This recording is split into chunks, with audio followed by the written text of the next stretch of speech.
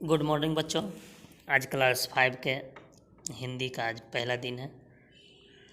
आप लोग ध्यान दें, पिछले वीडियो में भी हम बतलाए हैं कि आपके पास बुक होना सबसे अधिक महत्वपूर्ण है। बुक रहेगा फिर आप अध्ययन कर पाओगे।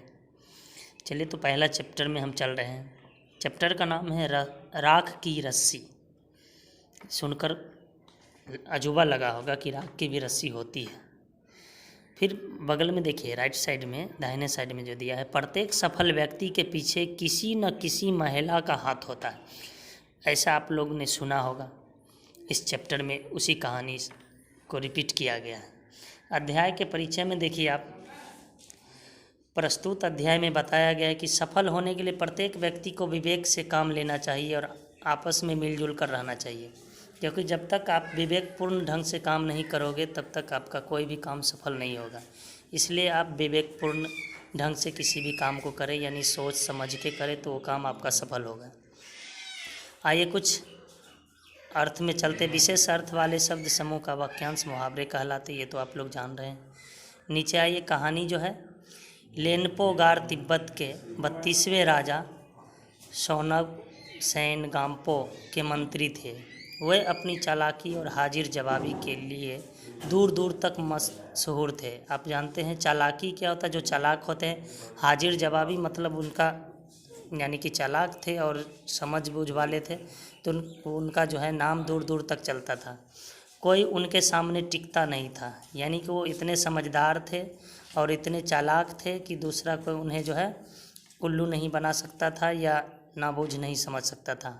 आगे है, चैन से ज़िंदगी चल रही थी, मगर जब से उनका बेटा बड़ा हुआ था उसके लिए चिंता का विषय बना हुआ था। यानी चिंता का विषय किसी भी माँ बाप का बन सकता है। जैसे मान लीजिए किसी के बच्चे बड़े होते हैं या जन्म लेने के बाद से ही चिंता शुरू हो जाती कि उसका पोषण पालन हो, पढ़ाई लिखाई क्या बनावें, कैसे करें, क्या ना करें, ये सब को चिंता होती है। तो उसी तरह उनको भी चिंता था कि मेरा बेटा भी बड़ा होगा, क्या होगा, नहीं होगा।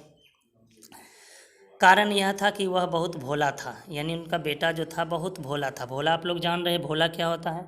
तो भोला जो होता है जिसको समझ बूझ कम होता है। ठीक है, देख लिए। होशियार था, होशियारी उसे छूकर भी नहीं गई थी। यानी कि ऐसा महसूस हो रहा था कि होशियारी जो है उसे छूकर भी नहीं गई है, यानी कि होशियारी नाम की चीज़ उसमें नहीं थी।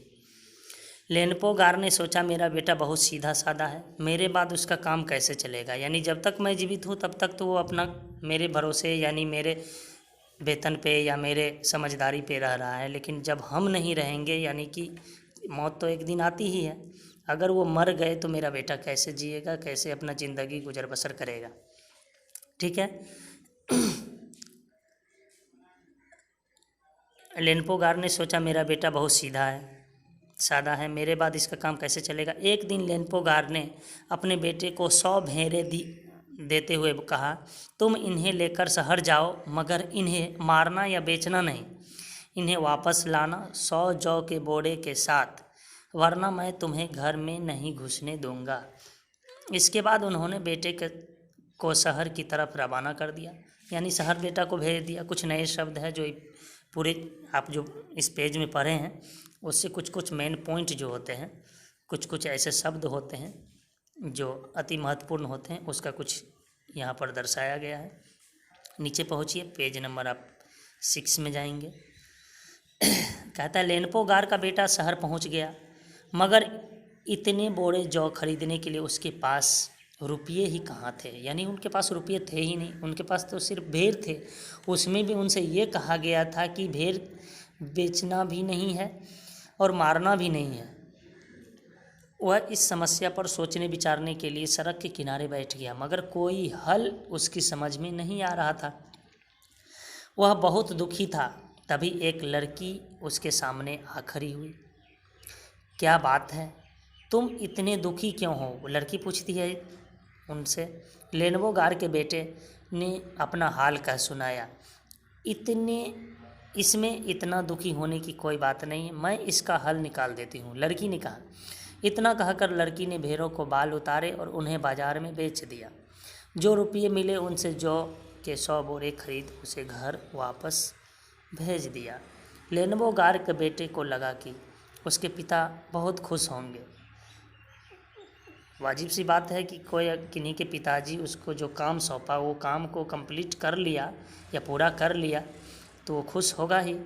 मगर उसकी आप बीती पर उन्होंने ध्यान नहीं दिया हुए उठकर कमरे से बाहर चले गए। दूसरे दिन उन्होंने अपने बेटे को बुलाकर कहा, पिछली बार भेड़ों का बाल उतारकर बेचना मुझे ज़रा भी पसंद नहीं आया। अब तुम दोबारा उन्हीं भेड़ों को लेकर जाओ और उसके साथ जौ के 100 बोरे लेकर ही लौटना। यानी दोबारा फिर काम दे दिया गया। अब देख रहे हैं कि दोबारा भी काम इनको दिया गया है।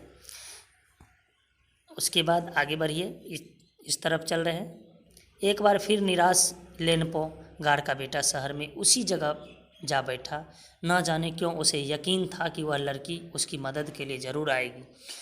इससे यह मतलब अर्थ निकलता है कि ऊपर वाले किन्हीं के सहयोग के लिए ज़रूर बनाए हैं। और हुआ भी कुछ ऐसा ही। वह लड़की आई,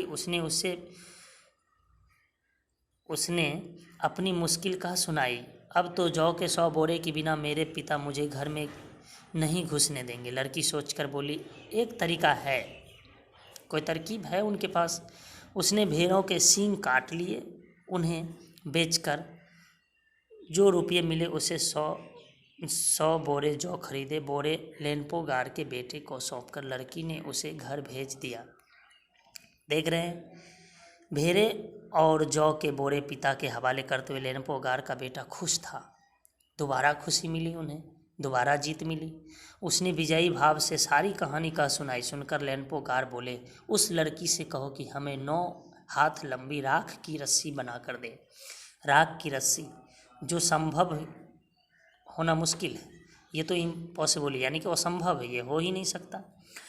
उनके बेटे ने लड़की के पास जाकर पिता का संदेश दोहरा दिया। लड़की ने एक शर्त रखी, मैं रस्सी बना तो दूंगी मगर तुम्हारे पिता को वह गले में पहननी होगी। लेनपो गार ने सोचा ऐसी रस्सी बनाना ही असंभव है, इसलिए लड़की की शर्त मंजूर कर ली। देख लिए, आज हम जो है इतना पर ही स्टॉप करते हैं। यानी रस्सी बनाने के लिए लड़की भी शर्त रखी है, रस्सी हम बनाएंगे तो तुम्हारे पिता यानी लेनपो गार उसको पहनेगा। आगे कहानी अगले दिन। आज के लिए इतना ही, धन्यवाद।